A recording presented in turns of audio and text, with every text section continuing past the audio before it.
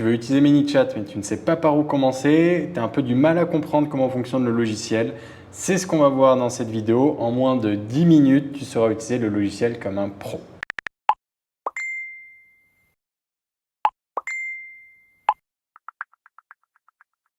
Salut, c'est Augustin de Chatbot Stratégie. Alors dans la dernière vidéo, on a vu que ManyChat était le meilleur logiciel pour faire des chatbots, que tu veuilles le faire toi-même ou te faire accompagner. Les trois principales raisons, c'est qu'ils ont un système de protection intelligent qui t'empêche de faire des choses interdites par Facebook ou Instagram, donc tu n'as aucune chance de te faire bannir.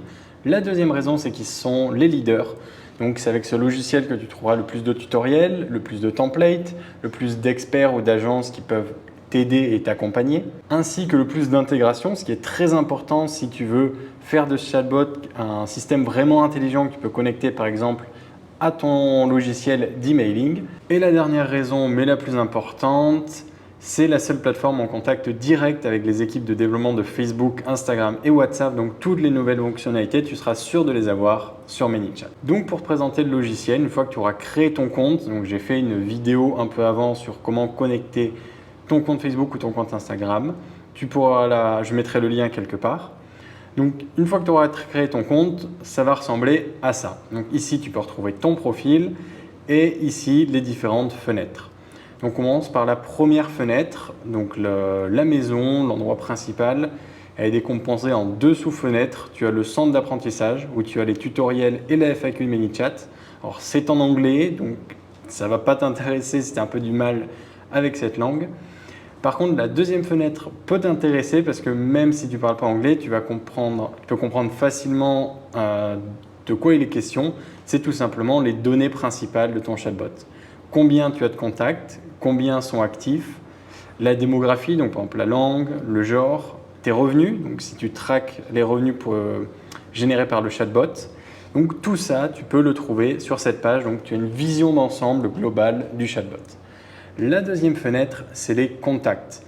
Donc, c'est un peu comme un logiciel d'email. Tu vas pouvoir retrouver tous tes contacts. Si tu cliques sur l'un, tu vas pouvoir voir les tags qu'ils ont. Tu vas pouvoir trouver leurs différentes infos, ce qu'ils ont répondu par exemple à tes questionnaires. Et ce qui est super intéressant aussi, c'est que tu peux les trier.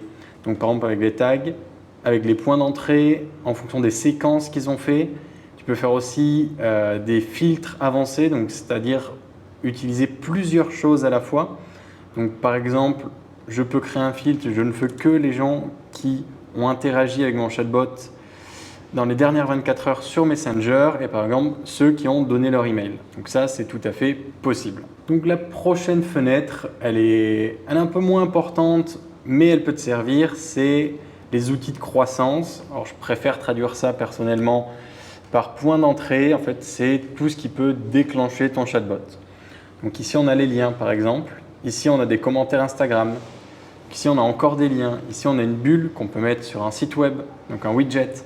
Donc ici, tu vas pouvoir trouver tous les points d'entrée de ton chatbot. Ils seront tous référencés ici. Si tu cliques, ça t'ouvre le scénario correspondant, donc vers où la personne est envoyée. Donc maintenant qu'on parle des scénarios, ça tombe bien puisque c'est la prochaine fenêtre, les automatisations. Ici, tu vas pouvoir trouver tous tes chatbots.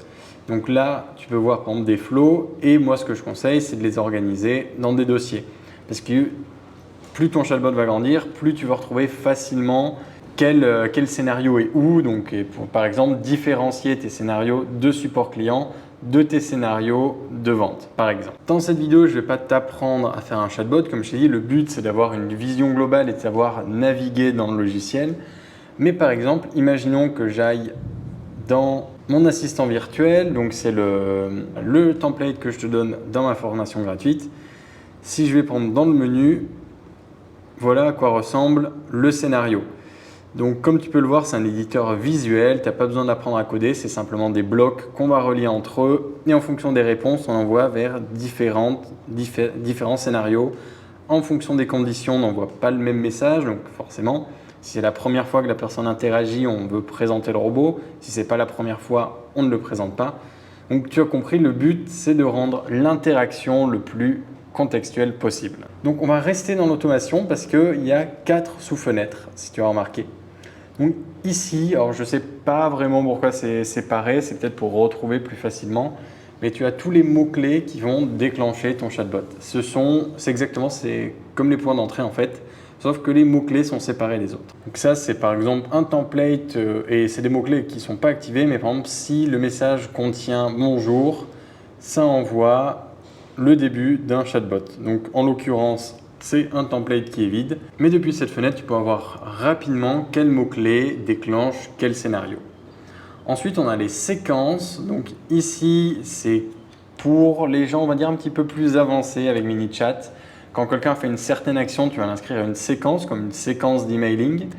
Donc une série de messages qui vont s'envoyer à une fréquence spécifique, généralement dans le but de vendre. La dernière fenêtre, c'est les règles. Et ici, c'est pour automatiser plus facilement notre chatbot.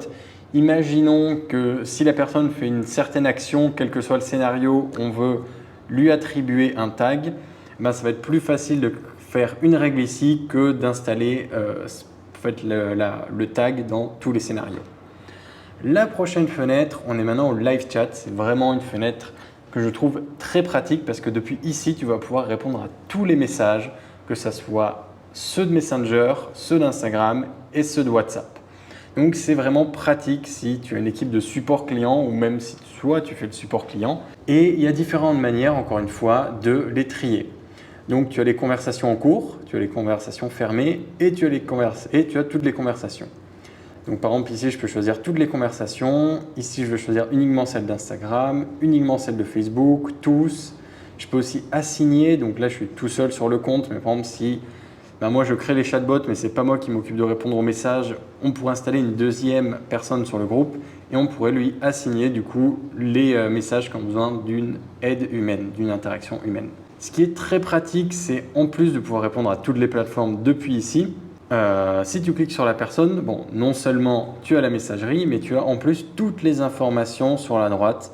Donc tu vas retrouver par exemple les tags, les séquences que la personne a faites.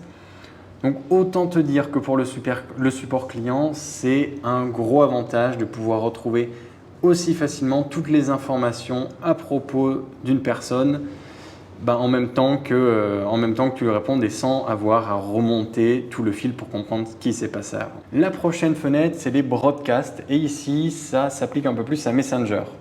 Parce qu'il y a une règle pour les chatbots Messenger et Instagram, c'est que ton chatbot n'a pas le droit d'envoyer un message, de contacter une personne 24 heures après sa dernière interaction avec toi. Cette règle, c'est pour éviter le spam, éviter que si quelqu'un interagisse une fois avec ta page, tu puisses la contacter à l'infini, illimité, et lui envoyer plein d'offres alors qu'elle n'a pas désiré. Sur Instagram, c'est fixe, la règle est fixe, on ne peut pas dépasser 24 heures pour le moment, même si ça devrait changer bientôt. Sur Messenger, on peut demander l'autorisation à la personne pour la recontacter après. Et donc, finalement, on peut avoir une newsletter Messenger, un peu comme on a une newsletter avec les emails. Donc, c'est à partir de cette fenêtre que tu pourras gérer ta newsletter Messenger et, par exemple, faire des campagnes marketing pour Noël, pour le Nouvel An, pour n'importe quelle campagne que tu fais, pour relancer aussi pour des conférences en ligne. Ça marche très, très bien. Donc, tout ça, ça se fera ici.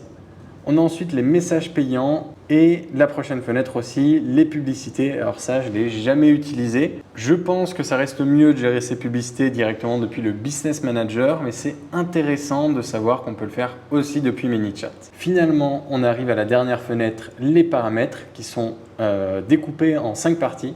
Donc tu as les paramètres généraux de la page, donc si tu veux la fermer, si tu veux dupliquer la page, dans quelle zone tu es. Donc tu as aussi la gestion des notifications, des membres de ta team, la facturation.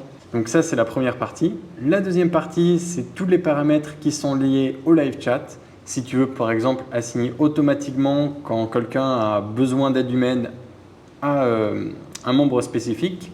On va trouver en troisième partie les paramètres de chaque page. Donc par exemple, sur Instagram, quelle est la réponse par défaut ? Quelle est la réponse d'abonnement, quelle est la réponse de désabonnement. Donc, pareil pour Messenger, SMS, email, WhatsApp, Telegram. Dans la quatrième partie, ici, il y a tout ce qui touche à l'automatisation, donc au chatbot. Donc notamment les points d'entrée, si tu veux rajouter un site web et mettre ton chatbot sur ton site web. Tu as aussi les fields, donc là c'est si tu veux enregistrer par exemple les réponses des personnes, tu peux retrouver ça ici. Et bien évidemment, tu retrouves aussi les tags et les conversions events si tu veux traquer tes ventes. La dernière partie, c'est les extensions. Alors là, c'est un petit peu plus poussé. Il faut quand même un peu connaître ManyChat avant d'arriver là. Mais c'est tout ce qui va être les API pour connecter ton chatbot, par exemple, à des outils externes ou directement profiter des intégrations, donc, par exemple pour Webinaire Jam ici, ou Google Sheet, ou Shopify, ActiveCampaign, Mailchimp. Tout ça, ça se trouve dans cette partie-là. Et ça te permet de créer des chatbots d'une puissance et d'une intelligence assez folle puisqu'on peut relancer des paniers abandonnés, on peut envoyer les emails directement sur par exemple ActiveCampaign, et si quelqu'un fait une action sur ActiveCampaign, on peut faire remonter l'info sur ManyChat. Donc autant te dire qu'on peut faire des choses assez folles niveau automatisation ici. J'espère que cette vidéo t'a plu. Comme je t'ai dit, le but c'est pas d'aller en profondeur, mais c'est que tu puisses utiliser le logiciel le plus rapidement possible, dans ce cas-là en moins de 10 minutes. Normalement, tu sais maintenant te le déplacer dans le logiciel, tu sais où trouver tes points d'entrée, tes contacts, répondre aux commentaires ou créer des chatbots. Si ça t'intéresse d'aller plus loin, je t'encourage à t'abonner à cette chaîne. J'ai plein d'autres vidéos qui vont sortir. Si tu veux de l'accompagnement personnalisé pour mettre en place ton chatbot, tu peux prendre rendez-vous avec le lien dans la description. Sur ce, je te souhaite une bonne journée et on se retrouve dans la prochaine vidéo.